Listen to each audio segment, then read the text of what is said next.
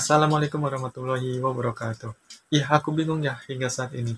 Dari mana Indonesia mengadopsi sistem pemberian hukuman kepada masyarakat Indonesia, kepada seluruh masyarakat Indonesia yang melakukan tindak pidana, yang melanggar hukum ataupun aturan yang sudah berlaku di Indonesia, yaitu memasukkan masyarakat Indonesia ataupun individu ini ke dalam sebuah penjara ataupun ruang tertutup yang dimana mereka ini dilarang untuk mengakses segala macam apapun yang ada di luar penjara tersebut, sehingga mereka harus menjalani kurungan dalam penjara tersebut seperti ayam yang dikurung ataupun seperti jangkrik yang ada dalam sangkar gitu ya, ataupun hewan yang dalam sangkar tersebut, dan mereka tidak diberikan yang namanya berbagai macam kebebasan ataupun fasilitas umum yang sangat memadai.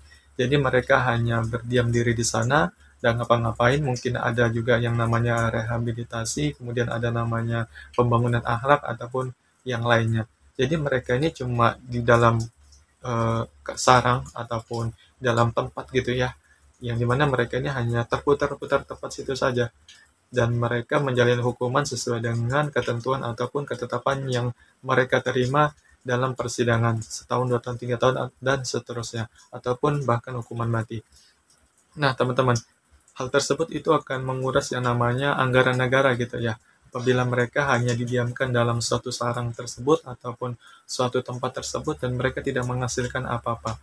Dalam pemberian hukuman seperti ini, ibarat kata anak SMA gitu ya, ketika terlambat masuk kelas ataupun masuk sekolah, mereka itu diberikan sanksi ataupun hukuman, yaitu berupa menulis kayak 100 ataupun 1000 kata gitu ya dalam sebuah buku, kemudian buku tersebut disetorkan ke gurunya ataupun ke wali kelasnya. Nah, itu kayak ndak ada apa ya, ndak ada gunanya gitu nah. Kayak apa, nyanyiakan waktu, sudah kita beli buku, buku yang kita tulis-tulis tidak jelas, kita kasih ke guru, kayak saya berjanji tidak akan telat lagi, 1000 baris atau 1000 berapa gitu kan. Nah, itu kayak hal yang sangat sia-sia gitu, tidak membangun ataupun tidak memberikan impact kepada pelaku yang melakukan pelanggaran ataupun melakukan tindak pidana tersebut. Nah, teman-teman, seharusnya pemerintah ini bisa berinovasi sendiri untuk memberikan yang namanya impact gitu ya kepada negara, yang dimana orang tersebut ini kira-kira sudah merugikan negara orang lain, akan tetapi ketika di penjara mereka ini bisa menghasilkan sesuatu gitu. Nah, contohnya ya yang seperti di Korea Utara, yang dimana masyarakatnya yang apabila melakukan tindak pidana sesuai dengan peraturan yang sudah berlaku di sana, kemudian orang-orang tersebut itu akan dipenjara teman-teman. Akan tetapi mereka tidak hanya diam di penjara, dan mereka ini akan diperlakukan kerja paksa, yang dimana mereka ini akan dipekerjakan oleh negara untuk membangun suatu tempat atau dikerjakan untuk menyelesaikan suatu masalah ataupun membangun negaranya, dan mereka ini tidak digaji. Jadi mereka cuma dikasih fasilitas makan, penjara, dan mereka tidak digaji. Coba Indonesia menganut ataupun mengadopsi sistem pemberian sanksi seperti itu.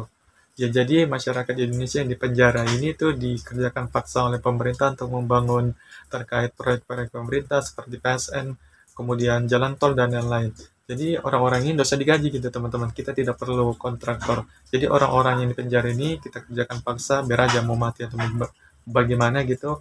Jadi pemerintah ini juga siapa yang namanya medis.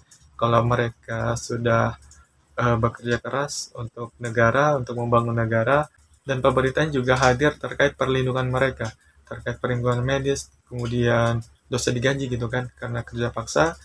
Kemudian yang kedua itu mereka berikan jaminan terkait berbagai macam hal, misalnya keluarga yang ditinggalkan mereka biayai oleh negara, seperti itu. Jadi orang-orang yang di penjara ini tidak hanya menghabiskan anggaran seperti mereka makan aja, kerjaan di sana kan, pelatihan psikologi agar tidak melakukan tindak kejahatan tersebut ataupun peningkatan agama. Nah, itu kurang ini ya teman-teman, kurang apa namanya, kurang adanya timbal balik ke negara. Jadi negara ini buntung gitu, habis di anggaran untuk memberikan orang-orang yang melakukan tindak pidana ini makan. Coba bayangin banyaknya orang yang dipenjara di Indonesia ini itu dia melakukan kerja paksa untuk membangun jalan tol, misalnya jalan tol Trans Kalimantan yang sangat panjang, dan mereka diberi cangkul atau diberi alat berat dan mereka bekerja di sana, dan pemerintah membiayai semuanya terkait pembangunan jalannya, dan pemerintah juga tidak membayar terkait upah yang diberikan kepada mereka yang terpidana ini. Ya, jadi pidananya itu tidak usah lama-lama, tidak perlu sampai 20 tahun, kemudian 30 tahun. Jadi pidananya ini sebentar aja, misalnya kayak 5 tahun, 4 tahun. Jadi mereka selama itu melaksanakan kerja berat ataupun kerja paksa tersebut selama 2 tahun, 3 tahun, 5 tahun gitu. Kalau misalnya dia melakukan pelanggaran yang sangat-sangat berat, nah itu boleh dihukum mati, teman-teman. Ya, jadi orang-orang yang mendapatkan sanksi tersebut adalah orang-orang yang tingkat pidananya agak-agak rendah gitu ya.